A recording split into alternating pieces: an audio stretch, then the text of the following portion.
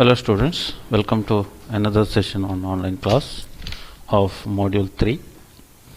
So today we are discussing the four fundamental subspaces, what are they and their basis and dimensions. So moving to the objective, what we have to do today is revise what we have learned in the previous class, and the four fundamental subspaces, they are column space of A, null space of A, row space of A, and left null space of A. So these four null spaces are there. We will see what are they and what is its dimension and what are the basis for them. Also we will see a theorem called the rank nullity theorem. Now revising what we have learnt in the previous class, the first thing what we have learnt is linear independence or dependence.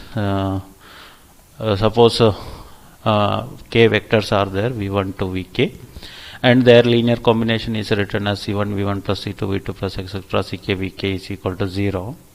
This happens if and only if c1 c2 c3 ck all are 0, then it is called linearly independent. If any one of the c1 is non-zero, then it is linearly dependent, or any column is linear combination of other columns. And we have also seen something called a spanning a subspace. If a vector space we consist all linear combination of w1 to wl, then we call that w1 to wl spans the vector space. As an example, we have seen that all the columns of a given matrix A spans the column space, all the rows spans the row space. So that is one. So it need not to be linearly independent, it can be linearly dependent also. And we have seen another term called basis for a subspace. It is a set of vectors, so it is a sequence of vectors having two properties. One is the vectors are linearly independent and they span the space V. So it should be linearly independent and it should span the space. Then those vectors are called linearly independent. So in a column space, all the vectors need not to be linearly independent. So those vectors which are linearly independent, they span the space V. And we have seen dimension of vector space. C of A is given as the rank of A. Rank of A is nothing but the number of pivot columns in upper triangular matrix, or that is called echelon form, or R, row reduced echelon form, RREF, row reduced echelon form. So how to find the basis? You have to find the basis for column space, means you have to find the pivot columns corresponding to it. That we will see today, how to find those things. So before moving to the topic, we will consider an example decomposing into A is equal to LU. We will face some difficulty in this case. So consider the matrix 1 2 3 1 2 4 6 8 2 1 3 2 1. Now we will decompose it into U. At the same time we will represent a matrix called L, which is an identity matrix. So whatever row operations we will do, that we will mark here, so that this becomes L and you can write A equal to LU. So we will see, the first thing is we have to take the first column as such, because this is the pivot element. So we will keep that as such 1 2 3 1, nothing to do here. The second step is we have to make the second just elements below the first pivot to 0, that is 2 as well as 1. These two should be 0. So first operation I have to make 2 as 0. So I will do this operation. R2 becomes R2 minus 2R1. So 2 minus 2 will be 0. At the same time I have to represent that here also. 2R1 is subtracted. That is why actually if it is written here, that will be minus 2. But when we take on this side, it becomes plus 2. That is why L is equal to 2 here. Now this we have discussed how to take this one. We will put elementary matrix here, then if you inverse here, that will become L. So inversing means the non-diagonal elements becomes changes its sign. So here minus 2, so here it will be plus 2. So now we will do the operation 2 minus 2 times 1 0, 4 minus 2 times 2, that will be 0, and 6 minus 2 times 3 will be 0, and 2 minus 2 times 1 will be 0. So that is done. Now next operation, you have to make this one as 0. So R3 becomes R3 minus R1. So the operation here minus R1. So when it comes to L, it should be positive. So R1 is 1 and R3 is 1. So 1, 0, 1. That comes in the L matrix. And if I do the operation 1 minus 1, 0, 3 minus 2, 1, and 2 minus 3 minus 1, and 1 minus 1, 0. Now what is the problem here? The problem is that there is a pivot element, but we don't have any pivot elements in the second row. The pivot element comes in the next row. So what I have to do? The best thing is I should get the pivot elements as a staircase. That is what echelon form, right? So here no pivot element. So I have to do one more operation. What is that operation? I have to interchange the row. That is 0, 1, minus 1, 0 comes for the second row, and 0, 0, 0 comes in the next row. So what changes I can make here? I cannot make anything in this one, L, right? So instead of that, I will introduce a new matrix called P, where P is also identity matrix. It's called a permutation matrix. P is called a permutation. Any row interchange operation is represented in P. So here I have changed the third row to second row. So in identity matrix 1, 0, 0, 0, 1, 0, and 0, 0, 1. Now if I interchange second to third, here also from the identity matrix I will change the rows. So I have done this one. So actually it requires two matrices. If you have a row shift operation or row swap operation, you have to do a permutation matrix also. So in the previous problems so far we have seen, we had only this one, we didn't had this one. Now generally we can say that the relation is permutation times A is equal to L times U, where this is P, A is the original matrix, and L is this one, lower triangular matrix. The diagonal elements all should be 1 only, and U is this one, upper triangular matrix. We have only two pivot elements here. So one is this one, this is the another pivot element. So these two are the pivot columns. These two are the this and these are the free variables. Okay. So from this one I can write U. The upper triangular matrix can be obtained by multiplying L inverse. So how to find the L inverse? Just to take this side, means it will be inverse. So whatever non-diagonal elements, that will become negative, like this, minus 2 and minus 1. Okay. So L inverse P times A. So will be U. So this is the operation required.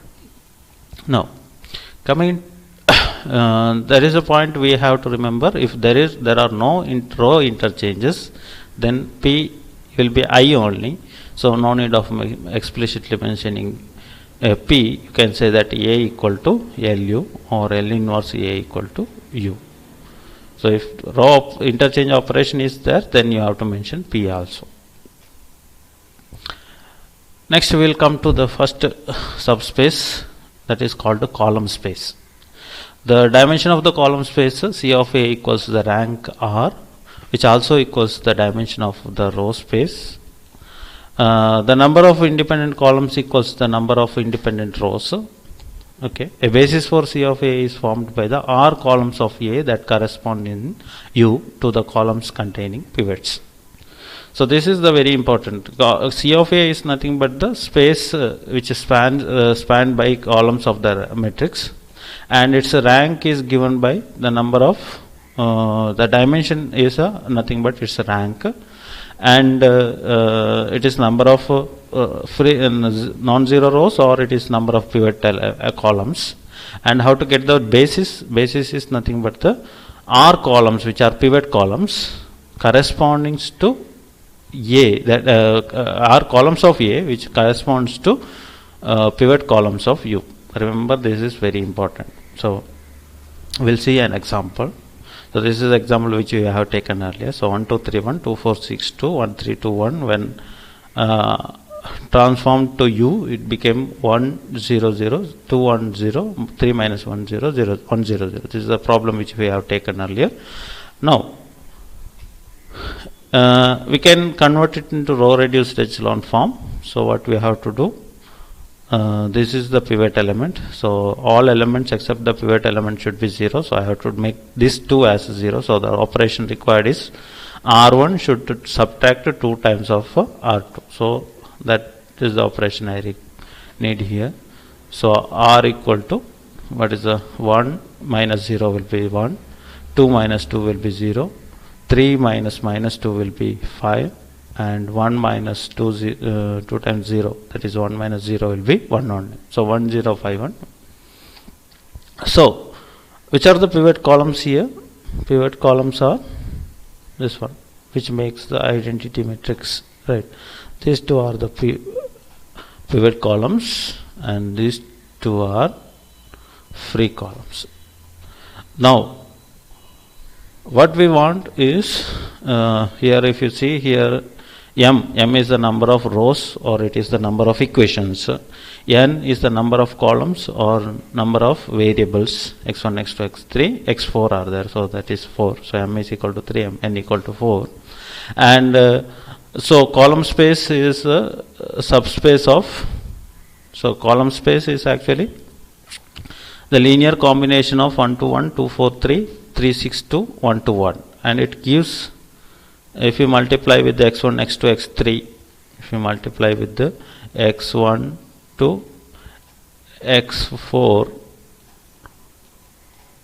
you will get a matrix called B, which consists of how many elements? B1, B2, B3. Or otherwise, if you see in the column itself, how many elements are there in a vector? 3 elements. So it is a triplet. So the dimension of this one will be R3. It is a subspace of R3 actually. So always remember this one, column space is always subspace of R raised to m. Okay, subspace of R raised to m. The dimension of column space need not to be 3. It is a subspace of Rm. We have to see what is the dimension of column space. So what we have to do? We have to find, it is given in the previous slide, that dimension of column space is rank of A. So what is rank of A? It is R, nothing but number of pivot columns. So how many pivot columns are here? One is this one and another one is. So in this case, the dimension of C of A will be 2. In this particular example, it will depend on the example. So here number of pivot columns is equal to 2. So number of the dimension of C of A is 2. Now the last thing is we have to find the basis of column space. So basis of column space is nothing but pivot columns of A.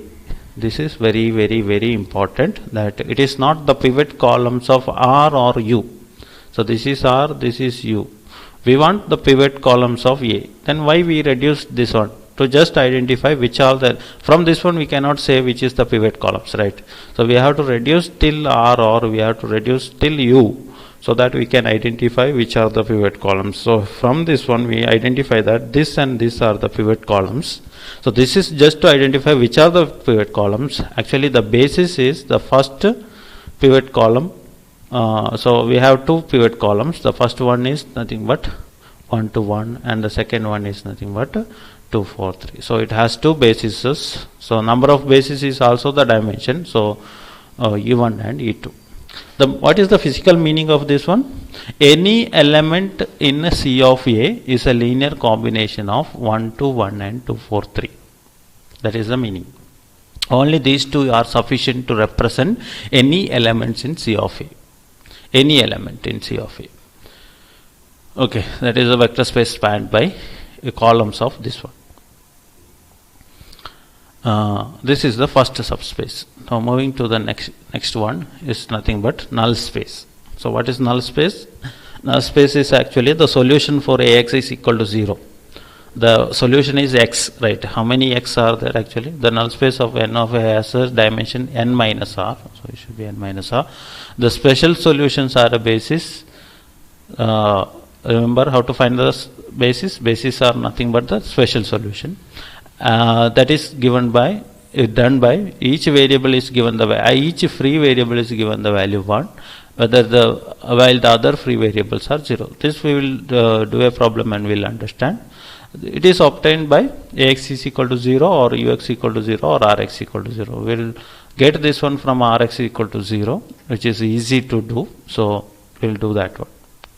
So we'll consider the same example 1 2 3 1 2 4 6 2 1 3 2 1, which is decomposed into U as echelon form 1 2 3 1 1 minus 1 0 and all the rows are 0. This is done by the operation in the first example, and again row reduced form 1 0 5 1 0 1 minus 1 0 0 0 0 0. Now which are the free variable here? 5 minus 1 0 and 1 0 0. So these are the pivot elements. Now here again m is equal to 3, number of row, n equal to 4. Now this is multiplied by 4 elements x1 to x4. So what is null space? Null space is all the possible values for x1 to x4. So how many members are there in a vector? 4. So null space will be a subspace of this 4-dimensional vector. So we can say that null space is a subspace of r raised to n or r raised to 4. Okay. Now dimension of n of A is nothing but nullity of A. It is called nullity of A. This is a new term. Remember this term, nullity. Dimension of null space is called nullity. Dimension of column space is called rank.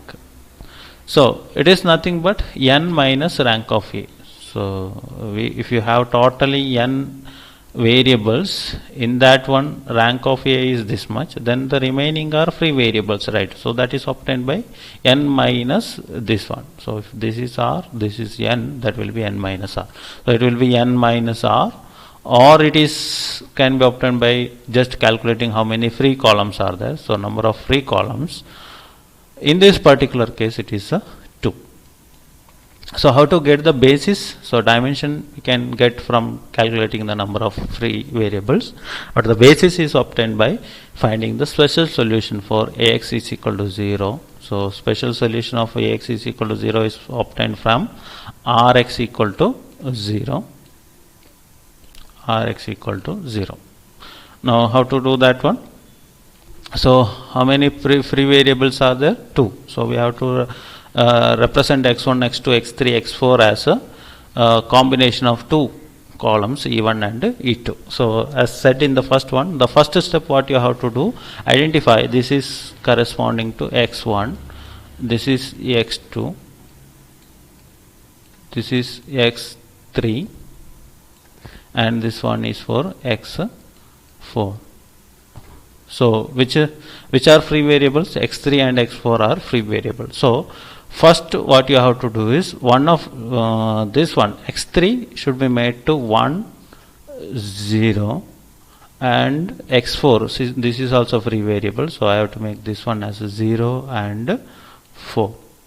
Now pivot elements will take the values corresponding to, if it is this one, the first 2 elements changed in sign, and this one will take the value this one. So we'll see. First we made x3 as 1, x4 as 0. In the second one, x4 as 0, x4 as 1. x3 as 0 and x4 as 1. Now the next x1, x2 will be obtained from this one. 5 minus 5, 1 and minus 1, 0. So this is just a free variables. What are the free variables are there? Just copy in the position of pivot variables. Is that clear? So this is how we are getting the basis. So these two are the basis. So this is 2 dimensional. So you have, so if you got rank is equal to 3, you will have n minus r equal to 1, means you will have only one free variable, one basis or one free solution, free variable. So from that you will get only 1.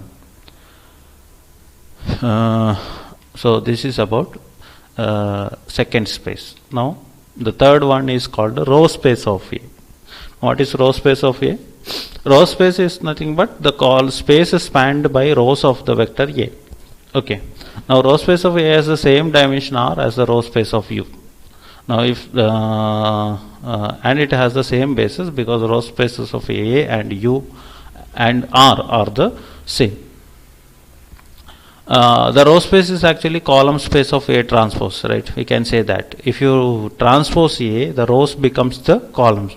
So our definition goes back to the first type only. So column space of A transpose. So actually we can transpose A and use the previous methods to determine the basis of. So in the first method what we have done, and that can be used. But we have already decomposed A to U. So if there is a method which from U only we can get the origin, basis of A, then it will be easier. Now in the column space, one thing what we have observed is the column of A are taken, not the columns of U. But for the row space, the columns of A and the rows of A as well as rows of U will be same because they are obtained by the linear combinations, right? By adding or subtracting or interchanging, we got that one. So there is no difference between the rows of A and there is no rows of U also. Okay. So therefore the non-zero rows of A are the basis for C of A. How many non-zero rows are there in not A? We cannot find in A, right? You have to find it in U because A is not a decomposed one. So there is a mistake here. Non-zero rows of U are the basis of C of A transpose. So it is easy to find. So dimension you can find it is easily. It is nothing but the rank itself. The column space as well as row space has the same rank. So the dimension will be same. But the basis for C of A transpose or the row space, so that is what row space is column space of A transpose. So that is why row space is represented as C of A transpose, and it is obtained by identifying the non-zero rows of U. So we will take the same example 1 2 3 1 2 4 6 2 1 3 2 1, and it is decomposed into echelon form 1 2 3 1 0 1 minus 1 0. This is the example we have taken. So no need of R here because U is sufficient. Okay. So M is equal to 3, N equal to 4. So row space means how many, what is the element? So this is the element of that one. So how many members are there in these are the rows. So the vector is linear combination of these three or these three. But the linear combination of these three means one of the vector is 0, so which is not required. This will be free, and these two are the actual required one, right? So 4 elements are there. So the dimension is it is a subspace of 4 element vector, that is R4, and the dimension of C of A transpose will be rank of A. So as we said, because column space number of pivot variables is same for row as well as columns also, so rank will be same. So it is nothing but number of non-zero rows or number of pivot columns. In this particular case it will be 2.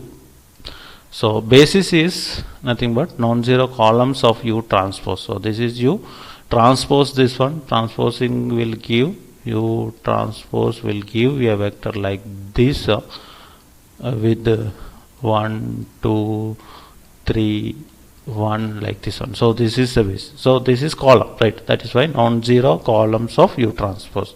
So which are the non-zero columns? One is 1 2 3 1 and another one is 0 1 minus 1 0. So E1 is 1 2 3 1 as a column, and E2 is 0 1 minus 1 0 as a column. So it is easy, right? The dimension same for column space and row space, but the basis is the non-zero rows of U echelon form, not R, it is U. R is also can be taken, R is also correct, but as a standard we will consider as a U. Next, the last one is left null space of A. The left null space of A is a dimension M minus R, null space had n minus r, left dimension, left null space, it is represented null space of A transpose. It has a dimension m minus r. The last m minus r rows of the invertible matrix L1SP must be the basis for Y transpose in the left null space, because they multiply A to give the 0 rows in here. So this you will not understand from this. We will see the example. Now first we will see why it is called left null space. So left null space is nothing. We have A transpose, right? That is why rows becomes columns. So if it is multiplied with the new variable y equal to y, then it makes equal to and equate it to 0. Then the values of y which it takes, y1, y2, y3, what all the possible values it can take is called the null space. But why it is called a left null space of A? Left null space of A it is called, because this is not A transpose. So this will be right null space of A transpose. Now we will transpose this equation on both sides. So what you will get, A transpose Y whole transpose is equal to 0 transpose. Now you know that A B whole transpose is equal to B transpose into A transpose, right? So using that you can get Y transpose into A equal to 0. So here Y transpose is multiplied by the left side of A, that is why it is called a left null space. So you want to get the value of Y transpose such that when it is multiplied from the left side gives a 0 vector. That is why since it gives 0 vector, it is called a null space, and since it is multiplied from the left side, it is called a left null space. Now we'll see in an example how to find the dimension and basis. So we get the same example. This is our U, and L is also obtained. P is the permutation matrix, and we know that PA is equal to LU, or L inverse PA equal to U. Now we'll substitute L inverse. So how to get L inverse from L? So when it is a lower triangular matrix with all the elements as 1 in the column, in the diagonal, it is easy to find the inverse. Just take the minus sign of non-diagonal elements. So my non-diagonal element is 2, so minus 2, and another one is 1, so minus 1, into what is P? P is this one, 1 0 0 0 0 1 0 1 0, into A is equal to U, 1 2 3 1 0 1 minus 1 0. Now I can multiply this one, like the first row into first column you will give 1 only. The first row and second column gives 0, third and third gives 0. So if you multiply like that, 2 1 0 into 1 0 0 gives minus 2, 2 1 0 into 0 0 1 gives 0, and 2 1 0 1 0 gives 1, and 1 0 1 into 1, you will get 1 1 0. Now what you can observe is that this column and this column are interchanged. This comes here and this goes here, right, in the product. So it is no need to explicitly find the product. You can, since you can see that from the identity matrix the columns, these columns are interchanged, in the products the corresponding columns will interchange. Product is easy. Into A equal to 1 2 3 1 minus 0 1 minus 1 0. Now we want something called Y transpose into A equal to 0. So we should get the value of something multiplying with A gives 0. Now if you see here, the last row, when it is multiplied with A, you will get the last row here. So what is this one actually? Something into A gives 0, right? Minus 1 1 0 into A gives 0 transpose. So you can determine this as a Y transpose, right? So Y transpose A is equal to 0. So we got the solution now. M is equal to 3, N equal to 4. The null space is a subspace of R raised to M, because in that one you will have only 3 elements, right? So it is subspace of R3, but the actual dimension is null space, left null space will be M minus rank of A, so that will be M minus R. So number of non-zero rows here, number of 0 rows here actually, not non-zero, 0 rows is actually m minus r will be, so m minus 2, that will be 1. Okay, and basis is non-zero columns of U transpose. Sorry, there is a mistake. Basis is not this one. So basis is y such that y transpose A equal to 0, or it is the element in L inverse P, L inverse P, which gives a 0, L inverse P into A. So that row which from L inverse P that makes a 0 will be the basis. So here in this case it will be minus 1 1 0. So y transpose is minus 1 1 0. So y will be column vector minus 1 1 0. So all the bases are column vectors only, remember that one. So here you have only 1 because your dimension is 1. So the last point is rank nullity theorem. So rank nullity theorem, the easiest theorem, which says that the sum of rank and nullity of A is 1 n. Rank of A plus nullity of A is equal to n. Or the dimension of row space or column space and dimension of null space sums up to n. That we have seen. Rank of A is how much? R. Nullity of A is the dimension of null space. Dimension of null space was n minus r. Now add this to r and r cancels, you will get n. So that is the rank nullity theorem. This is a fundamental theorem in linear algebra. So that's all about today's topic. Thank you.